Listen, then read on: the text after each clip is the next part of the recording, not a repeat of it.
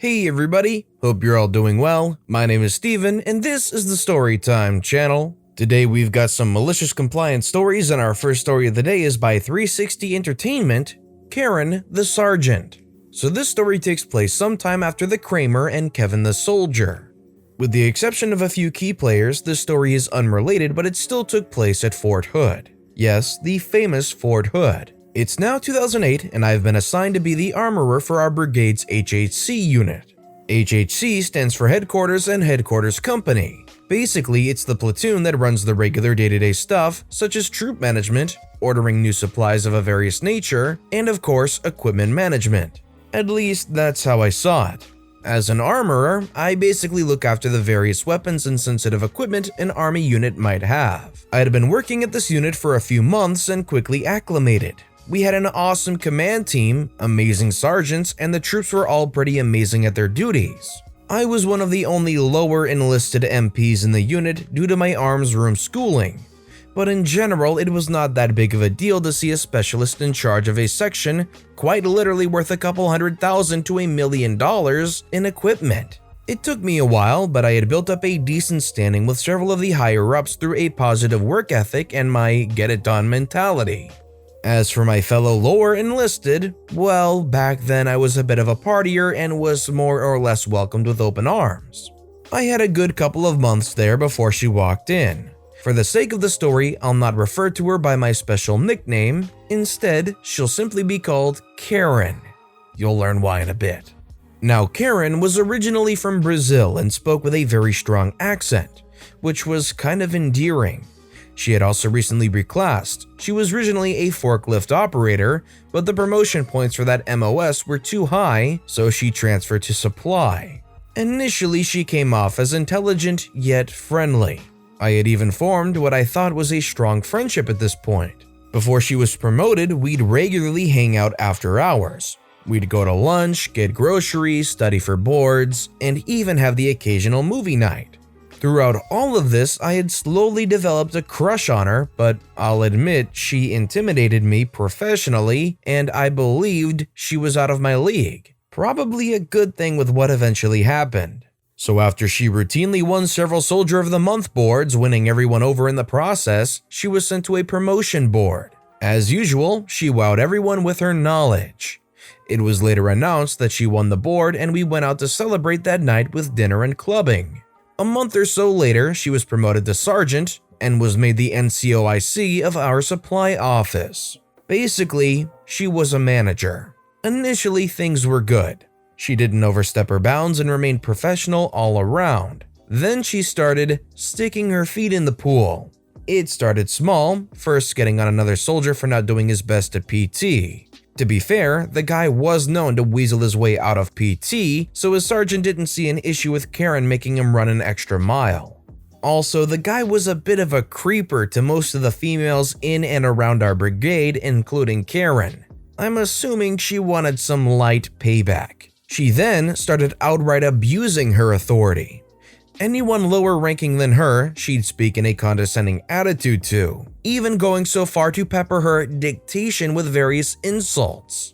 When soldiers outside of her office brought this up to their chains of command, they were initially ignored since she was fairly well liked around our company and they simply couldn't believe these rumors. Eventually, my buddy JB, as well as another sergeant who I'll refer to as Uncle Sam, were brought in from my old line unit. Despite JB's misgivings from the Kramer saga, he was actually one of the single most competent supply clerks I've ever met. He really knew his stuff. Same with Uncle Sam. He was one of the best NBC guys, nuclear, biological, chemical, in the brigade as a whole. But with JB's reputation outside of those that knew him, he wasn't well thought of in a lot of remarks. Of course, Karen was aware of this and took full advantage. Every time JB would try to instruct her on how to do some important paperwork, Karen would just order him to do it. Her usual excuse was, "Because I'm the sergeant, that's why." So JB got stuck doing all of the dirty work and Karen got all of the credit. Of course, Karen got praised for her work ethic and professionalism outside of the HHC, but everyone slowly learned that Karen wasn't as up to snuff as she made herself out to be, yet her arrogance continued to grow. During all of this, Karen had formed a relationship with another female in the unit. She was the command sergeant major's driver, so for this story, I'll refer to her as Wheels. I don't have a problem with LGBT. I even experimented at one point, but being gay in the military was a huge no-no back then and subject to separation under the Uniformed Code of Military Justice, UCMJ. Basically, don't ask, don't tell. Wheels had a lot of bad luck with relationships. I won't go into details and simply state she sure knew how to pick them. Her relationship with Karen was no different. Out in the open, they'd regularly flirt for all to see, even in front of senior leadership, but behind closed doors, they were super toxic for each other. Our company leadership was pretty lenient. We all knew who was with who more or less, and everyone respected the don't ask, don't tell orders. More or less, if you could pull your own weight without letting personal drama get involved, no one cared. Of course, Karen openly flaunted this. Her ego had began to grow. Around this time, I'd become a regular target of hers. As I was the armorer, I technically fell under her, and after me and her had a disagreement over how she'd been treating people, she began to treat me rather harshly. I began to receive write-ups for the littlest things. Examples include multiple write-ups for not shaving, usually right after I'd had a 24-hour shift and no access to a razor, getting written up for having a dirty uniform after I'd been working under a truck for Motor Pool Monday, vehicle maintenance, being drunk on duty. This was a Saturday morning, but she tried to write it in such a way to make it sound like we had official business going on. Those were just a few examples, and after a while, my counseling packet started to look like the leather-bound edition of War and Peace. Anytime anyone asked about me, my work ethic was slammed and I was made out to be a lazy oaf. Even sergeants who'd previously worked with me began to believe Karen's stories, but there were a few who had my back. It wasn't long before Karen began to overreach her limits though. Uncle Sam began to feel her wrath as she began to try and badmouth him, but his seniority and reputation around the brigade as a whole kept him afloat. Eventually, it got so bad that he refused to work with her and put in a complaint with our first sergeant and commander. Our first sergeant, whom I dubbed the Shield, I talked about him before, didn't want any infighting within his company and more or less told them to play nice. She then started butting heads with another NCO, our chaplain's assistant, who was a whole rank above her. The chaplain's assistant, who I'll refer to as the Paladin, had become a close friend of mine after I'd started seeking counseling with him and our chaplain. He was originally an infantryman with 2 tours under his belt, and the chaplain was formerly Special Forces, believe it or not. Both of them were 2 of the calmest people I'd ever met. But at the same time, they were the last 2 you'd want to mess with professionally and privately. They were 2 of my biggest supporters back then outside of JB and Mama Saurus. The other 2 became a surrogate family to a lot of us, even bringing us home-cooked meals on occasion. During one of my sessions with the chaplain, Karen came barging into the main office. She began to demand the chaplain release me so I could stop wasting her time. Her and the Paladin began to have an increasingly loud dispute over this, which ended with the Paladin telling Karen she could either leave his office through the door or the window in the next 10 seconds. Karen ran off to the Shield to report the threat. The Paladin and Chaplain each stated their side of the events, and Karen was verbally reprimanded. After the reprimanding, Karen counseled me for wasting her time and tried to bar me from the Chaplain's office, but was again reprimanded. These were the first negative remarks Karen had ever received in her career up to this point, and they did not sit well with her. This is the part where the malicious compliance came in. While collecting my keys one day, Karen asked to take a look at some of the paperwork. I really didn't think anything of it and opened my arms room up for business. When she returned the paperwork, I took a look at it and noticed that it was missing several important stamps. Upon further investigation, I found that her name had been added to all the important paperwork. You see, when you work in an arms room, you need at the minimum several levels of security clearance, as well as company orders, and a bunch of other important paperwork. When I asked her about it, she said, "It's none of your business." She had forged government documents. When I further informed her of the trouble she could get in, I was further told, "You're not the NCO, I am, now get back to work." So that's what I did. About a month and a half later, I was on leave and home in Washington State for my little brother's wedding. About 3 days into my leave, I had received a text message from my then platoon sergeant. who I'll refer to as Big Sis, stating not to give Karen my PIN. I didn't think anything of it at first, then I received a very angry call from Karen. It went roughly like this. "Hello? Is that how you answer the phone when I call? Sorry, Sergeant, how can I help you? I need the PIN code to the arms room." "I can't give that to you, it's against federal regulations." "Then you need to come back ASAP." "That's not gonna happen either." "Then I'll have your rank." She then hung up on me. Having an idea of what happened, I called Big Sis and asked her what happened. Stifling a giggle, Big Sis told me she'd tell me when I got back and to enjoy my vacation. I proceeded to receive 3 more phone calls from Karen, each more threatening than the last. I returned 13 days after the call and got an earful from both Big Sis and the Paladin. Apparently, while I was on leave, the Shield wanted to get some serious weapons cleaning done and had Karen open up the arms room. Since she did not have a PIN for the alarm, the MPs were notified. They asked her for the paperwork and she provided the documentation she had rewritten. They quickly pointed out all of the issues I had pointed out almost 2 months earlier. She got reamed by the Shield and tried to pass the blame on me for not informing her of the issues. The Shield informed her that this was all on her. Despite the seriousness of it all, she had only received a negative counseling.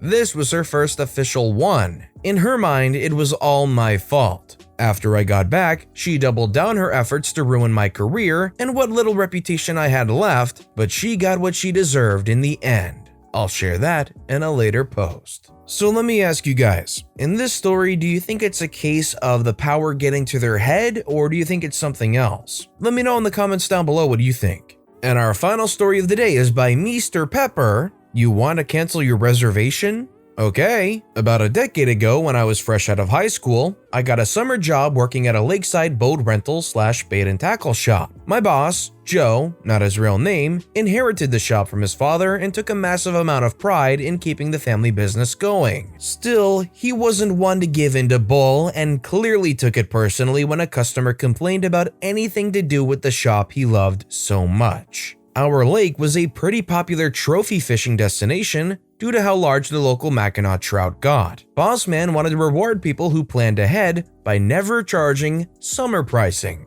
approximately $150 more per day on reservations. Naturally, this resulted in our boats getting booked out weeks in advance. The catch was we did require a completely refundable $100 security deposit. We said in case of damages, but it was mostly to guarantee they returned the boat. Of course, every year, many people took issue with this policy. In the 3 years I saw this happen dozens of times. Boss had his malicious compliance down to an exact science. When a customer would refuse to pay the security deposit, Joe would state the deposit is non-negotiable. Almost always, the customer would then declare they're canceling their reservation, they'll never do business here again, generally recite the whole Karen manifesto. Joe would cheerfully agree, feed their paperwork into the shredder, and send them off. You see, dear reader, of the 3 marinas on the lake, we were the only ones that rented out boats. The other 2 only rented out space for boats to dock. They'd never ask about our competitors,